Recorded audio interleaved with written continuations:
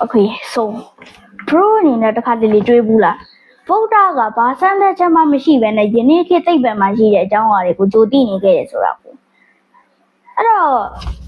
ဒီဟာကိုဘရိုတို့တခါတလေတော့စဉ်းစားကောင်းစဉ်းစားမိပါမှာကျွန်တော်လေးစဉ်းစားမိကျွန်တော်ပြည်စုံ channel နဲ့ပြန်လေးကြိုလိုက်ပါတယ်ဒီနေ့ကျွန်တော်ပြောပြသွားမယ့်အကြောင်းအရာကတော့ကျွန်တော်ဗုဒ္ဓသာသနာနဲ့ကျွန်တော်ရဲ့အခုလက်ရှိရှိနေတဲ့သိပ္ပံနေနဲ့ထပ်တူကြနေတဲ့အကြောင်းအရာလေးကိုပြောပြသွားမှာဖြစ်ပါတယ်အဲ့တော့ကျွန်တော်ရဲ့ပြည်စုံ channel ကနေပြန်လေးကြိုလိုက်ပါတယ်အဲ့တော့ကျွန်တော်သွားလိုက်ကြအောင်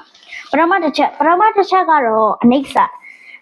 ဆိုတာဒီဗုဒ္ဓသာသနာရဲ့အဓိကဘယ်လိုပြောရမလဲအခြေခံတရားတစ်ခုတွေကပဲဖြစ်တယ်ဒီရဲ့ပေါ့နော်အဓိပ္ပာယ်ကတော့အနိစ္စဆိုတာရဲ့အဓိပ္ပာယ်ကတော့ကျွန်တော်တို့ဖြစ်ပေါ်လာပြီးပျောက်ကွယ်သွားတယ်ဆိုတဲ့အဓိပ္ပာယ်ကြရပေါ့နော်အဲ့ဒါကအခုကျွန်တော်တို့ယနေ့သိပ္ပံမှာဆိုရင် Ethrobel law နဲ့ပေါ်ပြပါတယ်အဲ့ဒါကိုတော့ကျွန်တော်တို့ကကြယ်တွေကမွေးဖွားလာပြီးတော့ကြီးထွားလာပြီးတော့ပျောက်ကွယ်သွားတယ်ဆိုတော့ကျွန်တော်တို့နေကိုယ်တိုင်ကလည်းကျွန်တော်ကျဲတလို့တဲသစင်းဖြစ်တာမဟုတ်လို့တစ်ချိန်ကျရင်ပျောက်ကွယ်သွားမှာပဲပေါ့နော်အဲ့လိုမွေးဖွားတယ်ဆိုလို့လေကျွန်တော်ဟိုလိုမွေးဖွားတာပြောမှာမဟုတ်ဘဲနဲ့ကျွန်တော်တို့တိမ်တိုက်လေးရှိရဗျအဲ့လိုကျဲတွေမွေးဖွားရလို့ခေါ်တိမ်တိုက်ကျွန်တော်ကကျတော့အင်္ဂလိပ်လိုနာမည်ကိုအတိအကျမသိတာဖြစ်တဲ့အတွက်ကြောင့်မလို့နားထောင်လို့မကိုင်းOkay bro စစ်တို့အတွက်ကျွန်တော်ကြော်ညာတစ်ခုဝင်စရာရှိပါတယ်အဲ့ဒါကတော့coffee ကောင်းချော်ရေးဖြစ်ပါတယ်ဒီဟာကိုတော့ coffee ကောင်းချော်ရေးနော် coffee shampoo ဖြစ်ပါတယ်ပြောချင်တာဒီကောင်းချော်ရေးကလုံးဝ coffee ဆိုတဲ့အတိုင်းပဲဗျာ coffee အနက်နဲ့ပဲရှိမှာပေါ့နော်လုံးဝတခြားအမွှေးနဲ့လုံးဝမထည့်တာဘူးအကြောင်းရင်းကတော့ဒီအမွှေးနဲ့ဆိုတာဒီဘယ်လိုပြောရမလဲ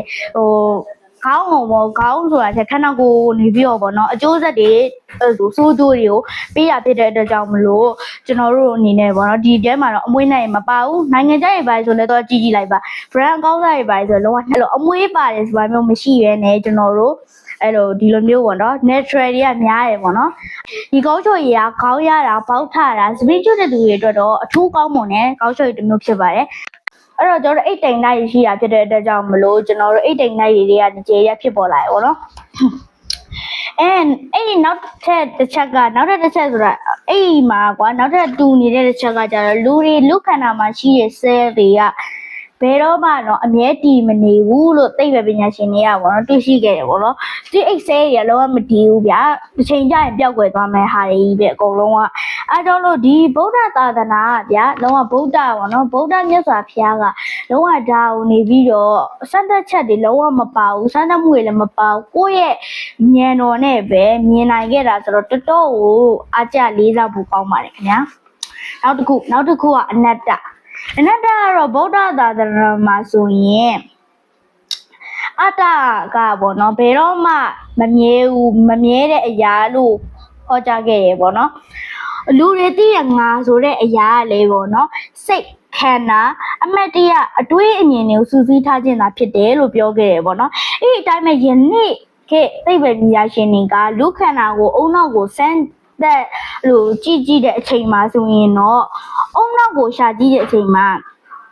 အဲ့လိုဘယ်လိုပြောရမလဲတနေရာတွေကိုရှာမတွေ့ပဲနဲ့ကွာလုပ်ငန်းစဉ်တွေအများကြီးကိုသူကစူးစီးထားတဲ့အရာသာဖြစ်တယ်လို့တွေ့ရှိခဲ့ရပေါ့နော်တခုတည်းကိုရှာမတွေ့ပဲနဲ့အကုန်လုံးစူးစီးထားတဲ့အရာသာဖြစ်တယ်လို့တွေ့ရှိခဲ့ရပေါ့နော်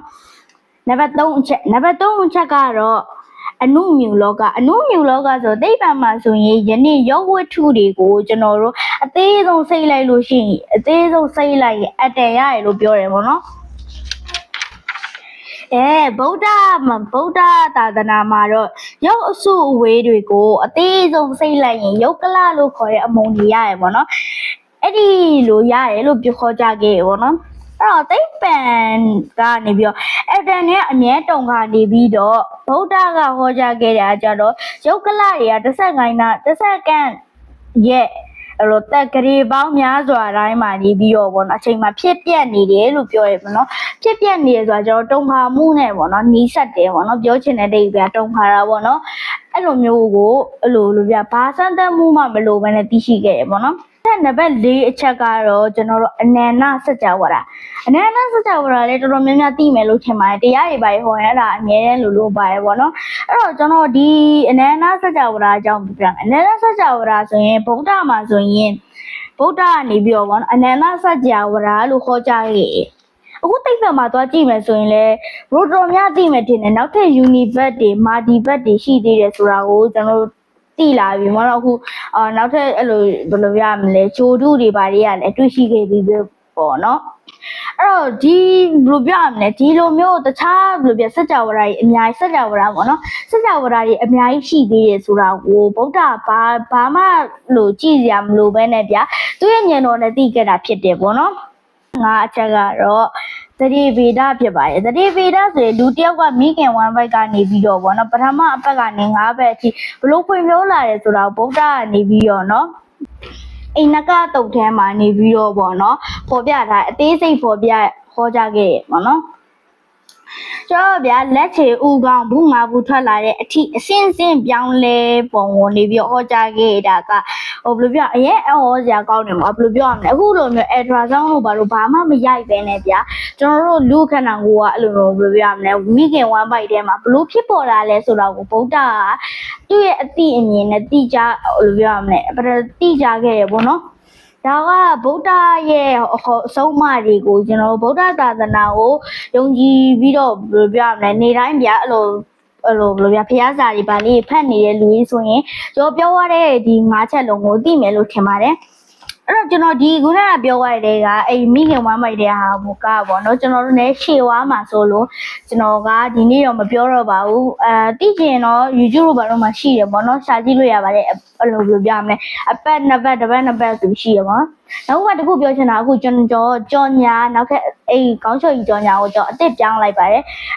နောက်ပြီးတော့နောက်တစ်ခါကျရင်ကျွန်တော်တို့ဗျာ Facebook page ရဲ့ link